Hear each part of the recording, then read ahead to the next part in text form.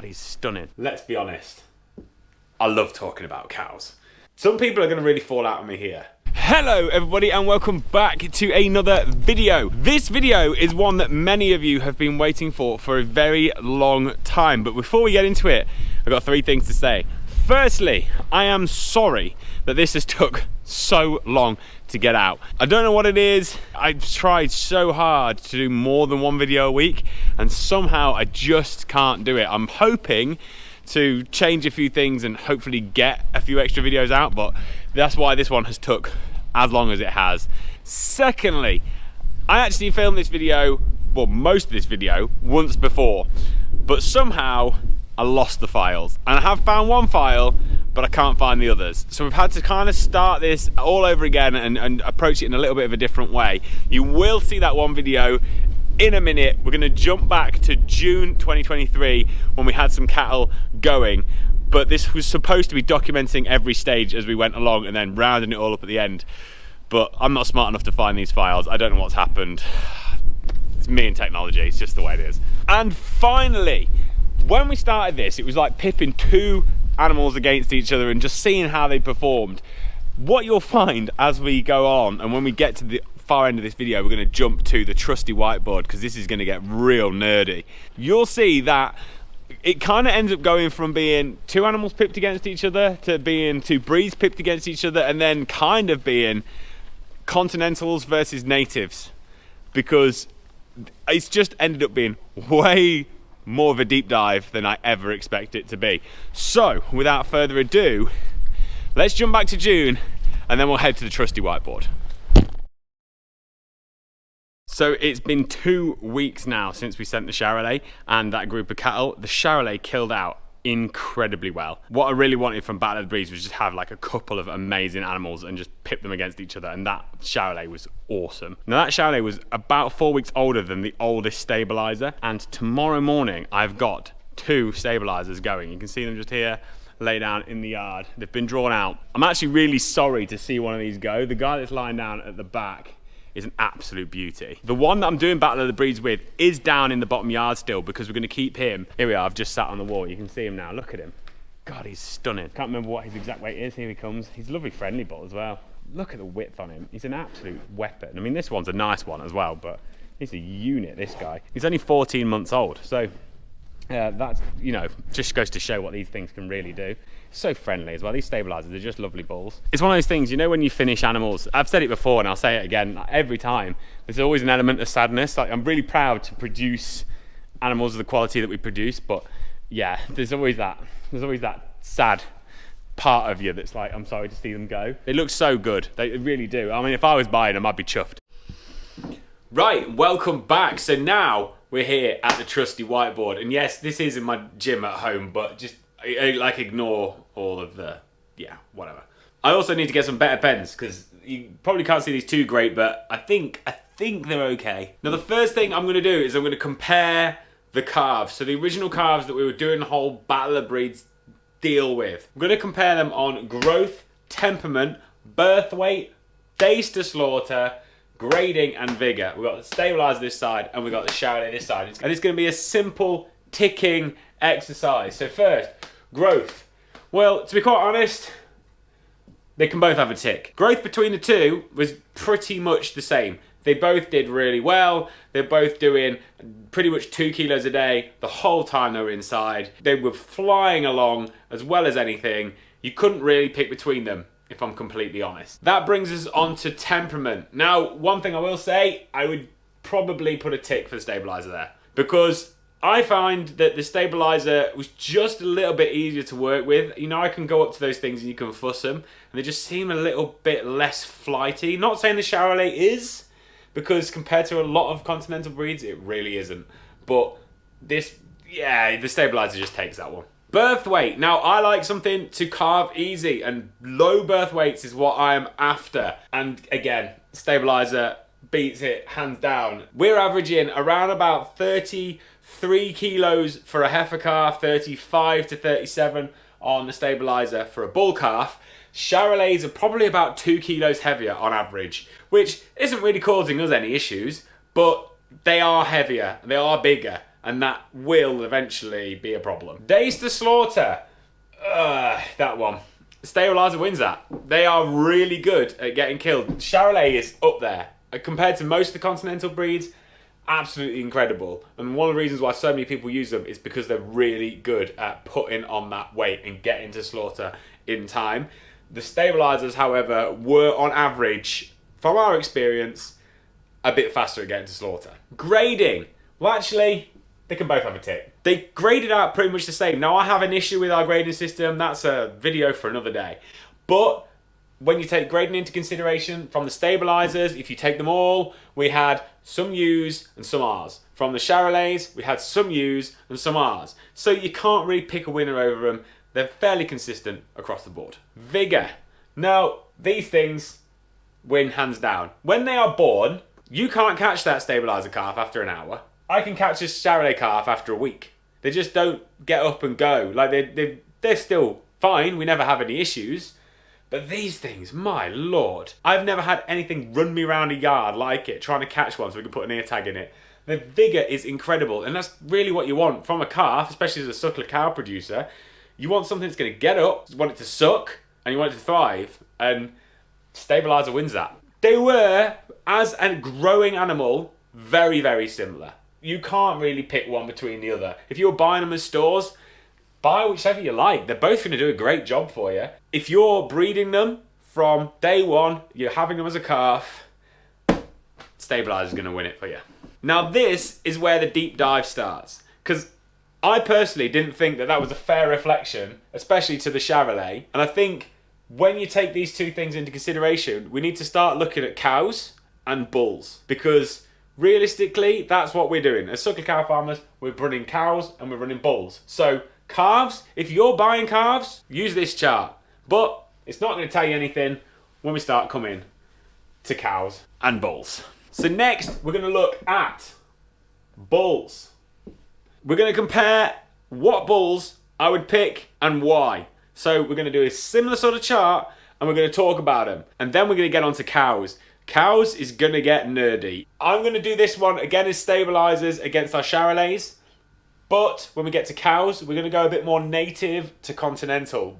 But, you know, bear with me here.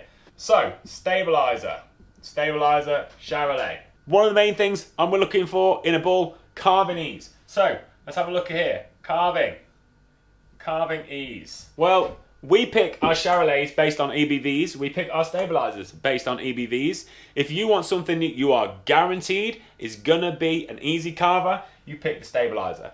If you're not using any EBVs, if you're not into that kind of thing, you pick a stabilizer similar to what you would do if you were picking other native breeds. You're gonna get the right results. Charolais, you're gonna get some good uns, you're gonna get some bad uns. If you use the EBVs, you'll get it right. Fertility. We've had our fair share of issues with fertility in the Charolais. Stabilizer was pretty much bred for fertility. So, where do you think the tick's gonna go? Feet. Now, this is a problem that bulls really suffer from. If you've got bad feet in your bulls, they're not gonna mount your cows. So we really need to be aware of the feet. And we have had no end of foot issues with our Charolais. We have. And we're really careful what we pick. And when we go and look at bulls, we're always really careful to make sure that they're proper standing over their legs, which sounds like a weird thing to say, but if you've ever seen a cow that stands up properly, you want legs in all four corners. You don't want any weight back of that leg, because that's always going to cause you foot issues. And when you've got a bull that's going to mount a cow, it has to have good feet, because that is your tool. There's no point in having a fertile bull that calves easy if it can't mount the cow because it's got bad feet. Stabilizers, they use feet on their EBVs. Next, we're going to look at body condition. And again, you can have great body condition on both of these animals, but if you're looking at running an animal on a very much more grass-based system, you don't want to be using a lot of corn, you don't want to be using a lot of concentrates, then the stabilizer is going to naturally hold its body condition way better than the Charolais is going to. Those things are great, and we can get some great body condition on them. You put them out to grass, and they're going to melt if they don't have a pot of corn every day, because they are working hard. It's more difficult for them, and somehow they really struggle to maintain a body condition. And if they can't maintain their body condition, the other things are going to start and fall down because you're going to struggle with your fertility because the bull's going to be under stress. You're going to struggle with your feet. And the last one in this, I'm going to do feed efficiency. Feed efficiency is becoming a really important thing because if you've got an animal that can eat less and grow the same as another animal that eats more, that's going to be a really vital tool for you and your farm. And the stabilizer, again, is way more feed efficient. This one is pretty much a hands down win for the stabilizer. You could almost do this as a native Continental thing. You would get a very similar result because Continental animals tend to give you bigger calves, tend to be harder calving. Continental animals tend to be less fertile. Native animals tend to be more fertile. Continentals have worse feet, more white pigment, which is always an issue. I'm generalizing here, but you get my point. Some people are after those big calves, and that's fine. If that's what you want to do, I'm not going to tell you otherwise. I'm not here to tell you what cows to buy. I'm just trying to point out a few facts here for people who are interested. Your native breeds are just going to be that little bit easier for more of a low maintenance herd. That's where it's at. Now let's talk about cows, because let's be honest, I love talking about cows. And we're going to do this more of a native, so N for native, against the Continental, because really they perform very similarly. So it's more of a fair comparison, I believe, to run it this way. Body condition is going to be a lot easier to maintain on a native breed animal because realistically they do well off of grass, they don't need the cereals, and they're a smaller animal. We'll get onto that a little bit in a minute, but because they're a smaller animal, they tend to be easier to maintain. A Continental animal is going to be much more difficult. In my experience, now we've ran both, I find that the Continental animal tends to need feed at housing. It just needs some sort of grain. Yes, you could probably get away with some really high quality silage, but even on a native breed animal, you don't even need the high quality silage. Basic hay, basic silage is going to be perfectly fine. We've got them on forage rye silage. It's really basic, but it works. Calving ease. Again, I'm going to give that tick to the native animals. Native animals tend to be easy calving. That's part of like what makes them what they are.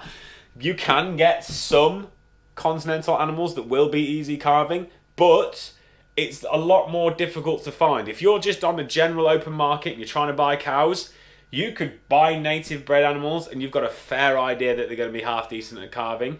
If you buy Continental animals, you could be buying anything. So from a peace of mind point of view, you've just got to give it to those native animals. When it comes to calving ease, they're going to be easier. And part of that is going to be because their calves are smaller. You're going to get bigger calves on this end. Fertility, the big F. Native breeding, again, is going to give you great fertile animals. Continental animals, in my experience, have always been more difficult to get in calf. A bit like dairy cows, always more difficult to get in calf. There's always going to be exceptions to all of these rules, but as a generalisation, that's going to be where it's at. Docility. Now, this is going to be a hard one because we've got really docile animals, but we've got really docile animals over here as well. So you could argue that both ways. A lot of the docility is bred, but a lot of it can be environmental. If you've got people shouting all the time, if you're really loud when you're moving cattle, if you make it difficult for them, they're going to be hard on you. But if you make it easy for them, if you spend a lot of time with them, they're going to be docile. Now we've got two more. The last one's going to be a big one though, and the last one's going to get into some real deep nerdy stuff. But first, we're going to go to milk.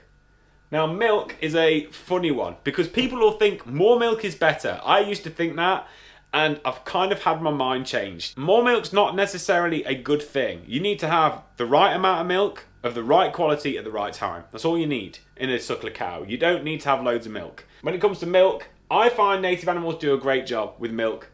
But also, as a suckler cow, if they're a suckler cow, they're a suckler cow. They're going to produce milk across the board. The main thing is that they have enough milk for the calf that they are trying to sustain. And here's the last one, the big one, cow size. Some people are going to really fall out on me here, but cow size is one of the most important things when it comes to profitability in a suckler herd. Part of that is because of the amount of cows you can run. A native animal, on average, is going to be a lot smaller than a continental animal. They're going to weigh less. And I'll show you why that's important in a minute. It's always something to be aware of, because your carrying capacity on your farm is only gonna be so many kilograms. And if your cow is 600 kilos, which is kind of what I aim for here, and a lot of your continental animals are gonna be more like 900, there's a big difference there. And you've got to sustain that 900 kilos in every single cow as opposed to your 600 kilos. And that makes a real big difference when it comes to the end. And I'll show you why. So let's pretend we've got a little bit of a farm here, an imaginary farm. So we've got a continental animal. So continentals with 100 cows, right? Those cows weigh 900 kilograms each, on average. If you take into consideration that you've got native animals over here, that's the worst N I've ever seen. Native animals over here, and they weigh 600 kilos. In theory, you can run another 50 cows to get the same amount of kilos on your farm. But we're not going to do that for this example. We're just going to run 20 more because you're going to make a bit more silage. You can have a bit more grazing. So we're going to run 120 cows. So we've got 120 native cows over here. So you're probably going to say, well, the Continentals are going to have bigger calves. And yeah, maybe they will. But you've got 100 cows. Let's, for argument's sake, say they all get in calf, they all have a calf, they all live, and you sell them all as stores, 12 months old. On average, they go to the market and they make £900. Okay, steers, heifers, 12 months old, 900 quid. You're going to create a grand total of £90,000 worth of calves out of your 100 cows. So that seems pretty all right, but this is where cow size starts to become important. Because as we said over here, you could, in theory, run 150 cows. We're running 120. They weigh 600 kilos. So they're a lot smaller cows. You can have more on your farm. They have, again, 120 calves. We're not going to lose any because we want to keep this simple. 120 calves, you sell them at 12 months old. I can hear it now. You're going to say these native animals, they're not going to produce a calf that's anywhere near as big. They might not produce a calf that's anywhere near as big. To counter that, let's say we sell them all and they come to £800 each on average, okay? So you're going to tell me, well, why is this better? Because at £800, they're making £900. So those calves are worth £100 more. That's what everyone tells you down the pub. I made £100 more than you. Yeah, per calf. Do you know what 120 times 800 is? I'll tell you. It's £96,000. And that's where cow size starts to become really important. If you are taking a cow and you can stock them harder on your farm and you can have more of them, even if they are producing an animal that is worth less at the market at 12 months old, you're actually going to gross more money. You're going to spread your risk because if you lose one of these, it costs you 800 quid. If you lose one of these, it costs you 900 quid. And I know people are going to say, well, I like my continental animals. Fantastic, great. If you want to farm continental animals, you go for it. I'm not here to tell you what to do. But at the end of the day, we're in business as farmers. That is a bigger number than that. And that is less risky than that. So which one is the smart thing to do? I think this is just makes sense to me. And I'm trying to make it as simple as possible, but the numbers speak for themselves. And actually, just for a side note, these animals only actually need to average £750 to create 90,000. So you can afford to run near enough 150 quid less per animal produced because you can run 120 cows. Now let's take this and let's take it a little bit further, shall we? Let's actually push it up to 150 cows. So you have 150 cows. They all have a calf, like we said before. They weigh 600 kilos. Each one of those calves comes to £800. Does anyone want to do the maths on that? It actually comes to £120,000 worth of calves produced because you ran a smaller cow. And this is where it starts to stack up. So I think if there's any argument for the native animals, that's it. I could talk all day about why I think that's a better system than that. And I'm sure I'll have 1,000,001 people in the comments shoot me down, and that's fine. As I've mentioned before, I'm not here to tell you how to farm. That's none of my business. I'm just trying to put it in brass tacks. Because sometimes you can't see these numbers until someone points them out to you. Anyway, again, thank you very much for watching. I hope you've enjoyed this video. It's been a proper nerdy deep dive. I completely understand if you shut off after like 20 seconds. I get it. This isn't for everybody, but thank you very much for watching. Again, enormous thank you for your support over the last 12 months. Whatever you get it to, have a cracking new year. Enjoy the beginning of 2024, and I'll see you in a bit. Ta-da!